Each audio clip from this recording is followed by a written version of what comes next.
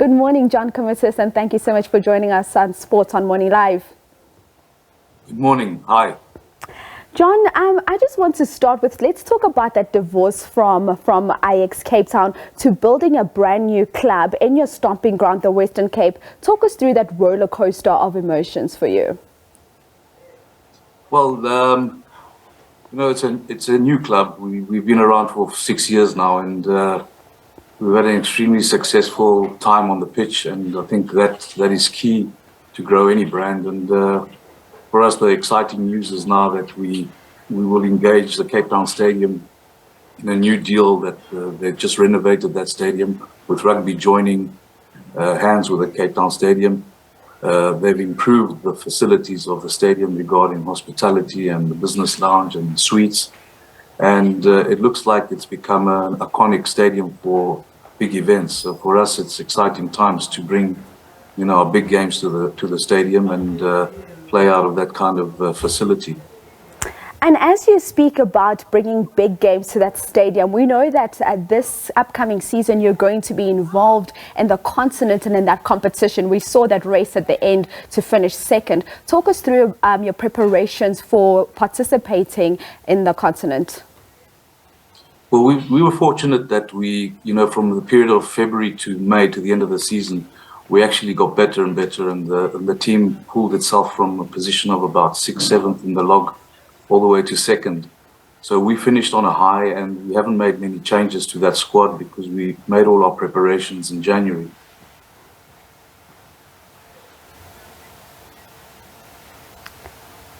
It looks like we are having a bit of an issue with the connectivity to John Comitis. Unfortunately, we're going to take you through to an ad break for now. Do stay tuned. The Morning Live will be back with you shortly.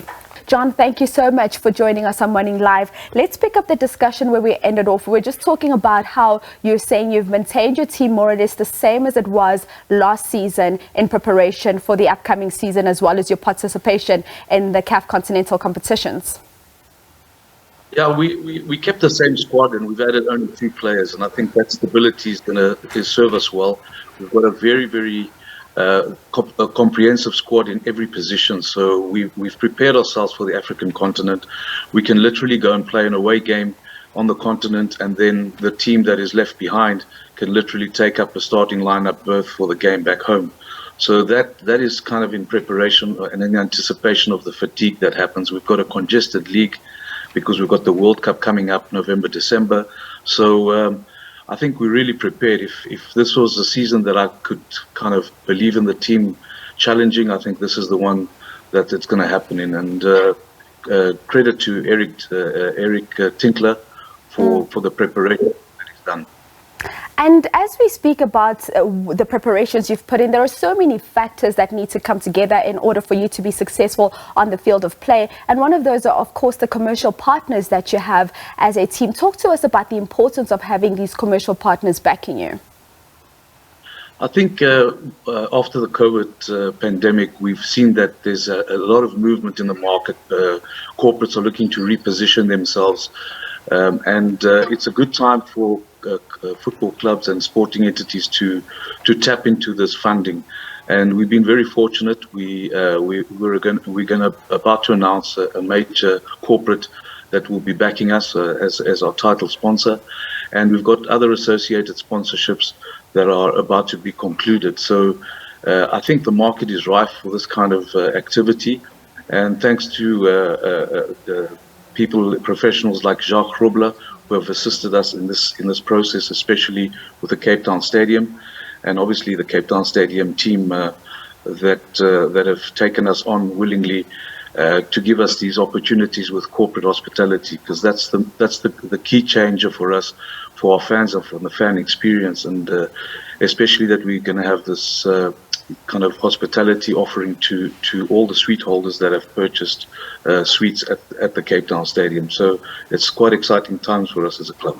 It really is, and it's a great time to have fans finally back in the stadium as well.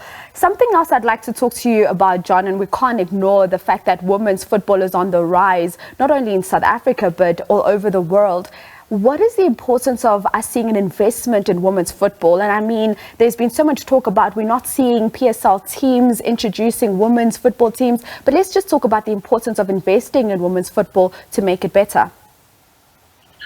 I think that every PSL club should eventually be engaging in a football team. We ourselves have not done so yet. We were at the crossroads, and then we were actually going to deploy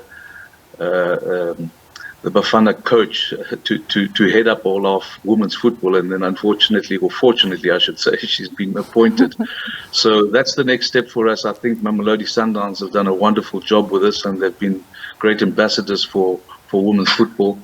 And our women's football is far more successful on a global stage than our men have been, and I think that's credit to Desiree and the team, and obviously Safa, the way they've attended to this. So it's something we cannot ignore. It's becoming big business, women's football, and I think it should be something on every PSL club's agenda. Indeed, particularly for competing in the continent, because we know those new rules that CAF put out. Yeah, I think what's available now for women's football is major. Our girls end up playing in some of the biggest clubs and brands in the world. So I think the platform is open, and we should engage, and all clubs at the PSL have a duty to participate in this. And finally, John, as I wrap up with you, in terms of expectations for the upcoming season from a Cape Town City perspective, what are you expecting? What is the mandate that you've given your coach? I think I never like to put too much pressure on the coach, and he knows the quality of the players that he has in the squad. Arguably, I think I've assembled probably the most entertaining team that I've had in a while, and the way we finished the season, if we can continue with that, I think we will surprise a lot of people this season, and I'm very hopeful that we can be in the trophy business. John, thank you so much for your time here this morning, and good luck to you and the team for the upcoming season. Thank you very much. That is, of course, John Comitis, the chairman of Cape Town City Football Club, just talking about their new partnerships that they're looking forward to, and of course expectations for the upcoming 2022-23 season. That's how we wrap up your sports news on Morning Live for today. We'll do it all over again tomorrow.